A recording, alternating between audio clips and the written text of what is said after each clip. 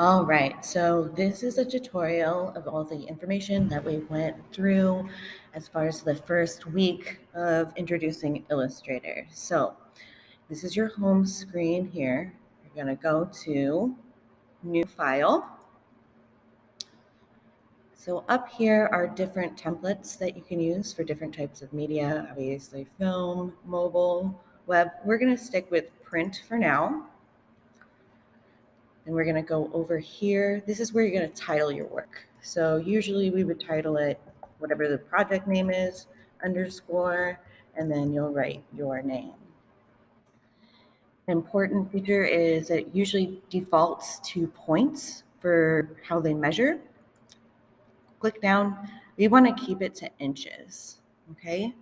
For right now, we can keep this a good letter size. That's just fine.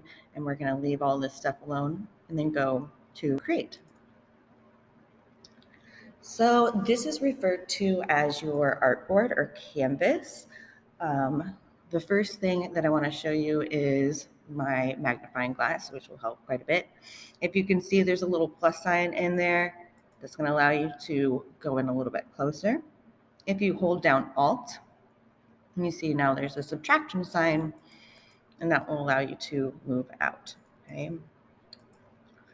The first thing I'm going to show you is the pen tool right over here.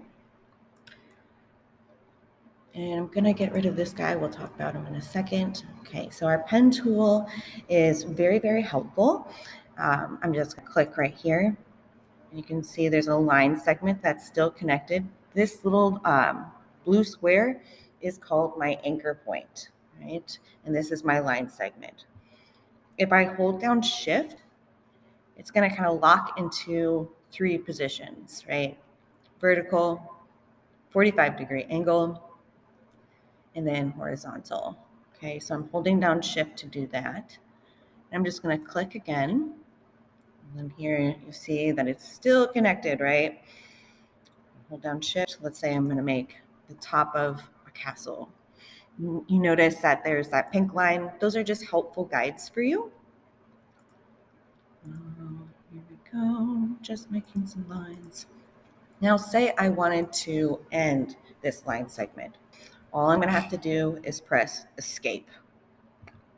Okay. Now I'm going to make a square. Again, I'm holding down Shift because it's just helpful. Click. And then here you can see there's a little tiny circle by my pen tool. That means that the 2 anchor points are connected. So it's making a full shape. Everything is connected. So I'm going to click again. Now, if I wanted to move either like a whole line segment or a whole shape, I'm going to go over here. This is my select tool, the black arrow. Click. And you notice when I click on my line segment, it outlines the line segment. So I know it's selected. And that way I can click and kind of move it around. Same with my square, right? It's going to move the whole square around.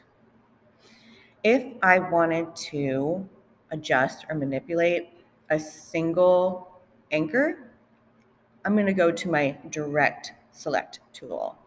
I'm going to click that and say I wanted to make this square into a kite, right? I'm going to click this anchor. It's really hard to tell, but all the other anchors are now white and this guy is blue. So what I'm going to do is stretch it out like so. Okay. Let's say I want this to be a different color than obviously it is now. I'm going to go over here to my stroke and fill. Fill is just simply the color that fills in an object or line segment.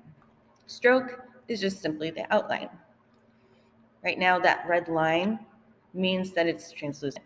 Here, I can kind of show you exactly what I mean by that. Okay. It will default to a white fill and a black stroke. Let's say I wanted to change the color of this.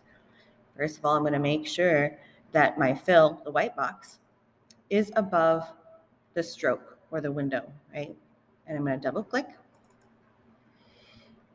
And this box will appear. You can adjust this guy, and it's going to give you a total range of, tints, tones, and shades of a certain hue. So either adding white, adding gray, or adding black. I'm just going to do a bright green. If you notice that box, as I move my cursor around, that preview box is also changing. So just a help tool. Okay, do bright green. And then I'm going to push OK. Now my kite is filled in. I can also do that with line segments. It's kind of interesting. Again, I'm going to make sure that my fill is above the stroke box. Again, double click. We'll just do a different color this time, like so. And it tries to just fill in the biggest areas that it can, but sometimes the results are unexpected. Okay. If I wanted to change the stroke or the outline, first thing I'm going to do is I'm going to click that black window. If you notice, that black window is now above the fill box, right? Just as I did before, I'm going to double click. And I'll choose a bright orange. Hopefully you'll be able to see that. Well, it's not very bright. There we go. And now I have a different color outline or different color stroke. Okay. The pen tool can also do curved lines as well. I'm gonna go back here. Oops, that's not what I wanted to do. Have that be translucent. So instead of just clicking and releasing, I'm gonna click, and then I'm keeping my finger down on the mouse. You'll see these guys. These are handles, and it's a little tricky to understand, but what you want to do is adjust the handles to the direction you want to go. So just have fun with it for a second. As you can see here, it kind of naturally curves, right? Again, I'm going to click and hold, click and hold, click and hold, click and hold. And if I want to end that line segment, again, I'm going to press escape.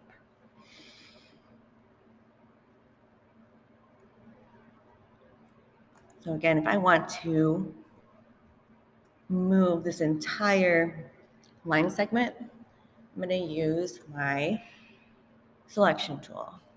If I want to alter the arc of this, I'm going to get a little bit closer. I'm going to use my direct selection tool. And again, I'm going to click, and there you see you got your handles. And that way I can use the handles and refine those lines. Okay. So that's just a quick tutorial on the pen tool, selection tools, and your magnifying glass. Again, hold down Alt if you want to zoom out.